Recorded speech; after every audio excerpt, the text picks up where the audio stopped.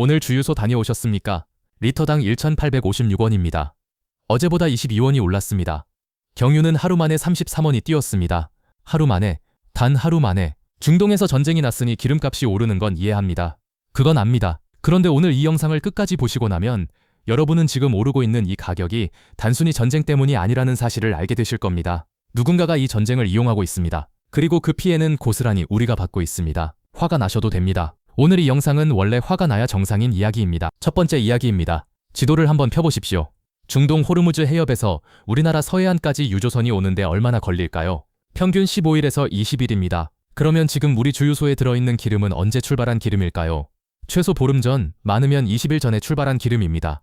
2월 28일에 전쟁이 터졌으니까 지금 주유소 탱크 안에 들어있는 기름은 전쟁이 나기 전에 계약된 물량입니다.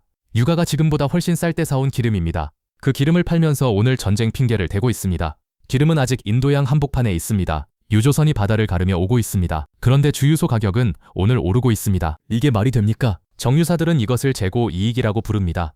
값싸게 사온 재고를 비싸게 파는 이익입니다. 전문 용어로는 그럴싸하게 들립니다.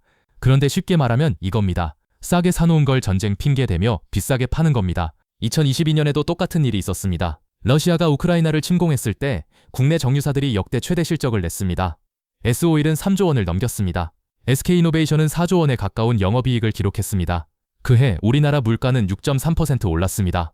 서민들이 허리띠를 졸라매는 동안 정유사들은 역대 최대 잔치를 벌인 겁니다. 이번에도 그러려고 합니다. 두 번째 이야기입니다. 비축유 이야기입니다. 우리나라에는 비축유가 얼마나 있을까요? 208일분입니다. 정부가 직접 발표한 숫자입니다. 6개월이 넘습니다. 반년 이상 버틸 수 있는 기름이 창고에 쌓여 있습니다. 국제에너지기구에서 권고하는 비축량이 90일분입니다. 우리나라는 그 2배가 넘는 208일분을 갖고 있습니다. 그러면 생각해 보십시오. 전쟁이 나서 기름 공급이 끊겼다고 칩시다. 우리에겐 6개월치가 있습니다. 전문가들은 이 전쟁이 길어야 한두 달이라고 봅니다. 4-5주 안에 끝날 수도 있다고 합니다. 그러면 우리는 창고 문을 열고 거기서 기름을 꺼냈으면 됩니다. 국제 유가가 미쳐 날뛰는 동안 기다리다가 가격이 안정되면 다시 수입하면 됩니다. 그럴 여유가 충분히 있습니다. 그런데 시장은 그렇게 돌아가지 않습니다. 창고에 6개월치 기름이 쌓여 있어도 가격은 전쟁 소식이 나오는 즉시 오릅니다. 공급이 부족해서가 아닙니다. 공포심리 때문입니다.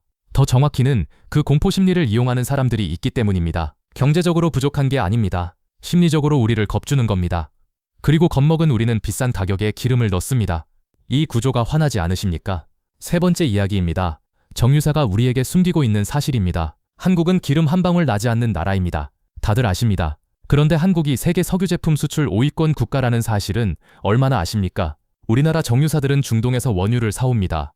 그걸 정제해서 휘발유, 경유, 항공유로 만듭니다. 그리고 그걸 일본에, 미국에, 동남아시아에 팔아서 돈을 법니다. 특히 값싼 중질유를 비싼 휘발유로 바꾸는 설비, 고도화 설비의 비중이 세계 최고 수준입니다. 땅에서 기름이 나지 않아도 기술로 기름을 캐는 나라, 지상유전이라고 부를 수 있는 나라가 바로 한국입니다. 그런데 여기서 모순이 있습니다. 이 정유사들이 수출 시장에서 손실을 보면 어디서 메꿀까요? 내수 시장에서 메꿉니다. 우리 주유소에서 메꿉니다. 전쟁으로 원자재 가격이 오르면 수출 수익성이 나빠집니다. 그 손실을 국내 소비자한테 전가합니다. 그러니까 우리는 2번 당하는 겁니다. 국제유가 오른 만큼 한 번 당하고 정유사 수출 손실 메우는데 또 한 번 당합니다. 우리가 봉입니까? 네 번째 이야기입니다. 오늘 이재명 대통령이 직접 나섰습니다. 대통령이 직접 이렇게 말했습니다. 담합가격 조작은 대국민 중대범죄다. 그 대가가 얼마나 큰지 곧 알게 될 것이다. 그리고 이렇게도 말했습니다. 중동 불안 상황을 기회로 삼은 사익 편취 행위다. 이건 바가지다. 대통령이 직접 바가지라고 했습니다. 바가지라고. 야당인 국민의힘 송원석 원내대표도 같은 말을 했습니다. 지금 팔리는 휘발유는 몇 주 전에 수입된 원유로 만든 건데 왜 가격이 오를 땐 당일 즉시 반영되고 내릴 땐 한참 시차를 두느냐고. 여야가 따로 없이 똑같이 분노하고 있는 겁니다. 산업부와 공정거래위원회가 단속에 나섰습니다.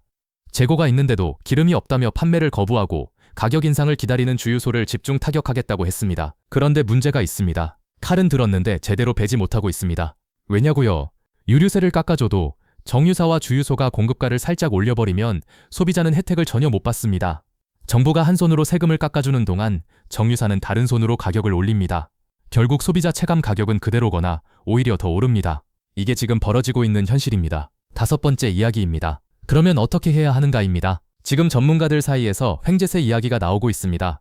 전쟁이나 재난 같은 특수 상황에서 기업이 일반적인 이익을 훨씬 초과하는 불로소득을 얻으면 그 초과 이익에 세금을 매기자는 겁니다. 유럽에서는 이미 했습니다. 2022년 러시아와 우크라이나 전쟁이 터졌을 때 영국, 이탈리아, 스페인이 정유사에 횡재세를 부과했습니다. 그 돈으로 국민 에너지 바우처를 지급했습니다. 서민들이 난방비와 기름값 부담을 덜 수 있도록 전쟁으로 돈 번 사람이 그 돈을 피해 입은 국민에게 돌려주는 구조입니다. 이게 왜 안 됩니까? 지금 정유사들이 이번 전쟁으로 얼마를 벌지는 아직 모릅니다. 그러나 2022년 전례를 보면 충분히 예측됩니다. 역대 최대 실적이 나올 겁니다. 전쟁이 길어질수록 더 벌 겁니다. 그 돈이 어디서 나옵니까? 우리 지갑에서 나옵니다. 그러면 그 돈이 다시 우리한테 돌아와야 하지 않겠습니까? 마지막으로 한 가지만 더 말씀드리겠습니다. 정유사가 나쁜 기업이라는 말이 아닙니다. 에너지 안보를 책임지고 수출 효자 역할을 하는 기업들입니다. 그 공은 인정합니다. 그러나 전쟁이라는 재난 상황에서 국민의 공포 심리를 이용해 재고 이익을 챙기고 수출 손실을 내수 가격으로 메꾸고 정부 유류세 인하 혜택을 소비자가 아닌 자신들이 가져가는 행위는 다른 이야기입니다. 지금 창고에 6개월치 기름이 있습니다. 지금 팔고 있는 기름은 전쟁 나기 전에 사온 기름입니다. 지금 정유사들은 역대 최대 실적을 향해 달려가고 있습니다. 그리고 지금 우리는 리터당 1,856원을 내고 있습니다. 화나지 않으십니까? 화가 나야 정상입니다. 아는 것이 힘입니다. 그리고 아는 사람이 많아질수록 이 구조는 바뀝니다. 이 영상을 주변에 한 명만 공유해 주십시오. 좋아요와 구독 부탁드립니다. 감사합니다.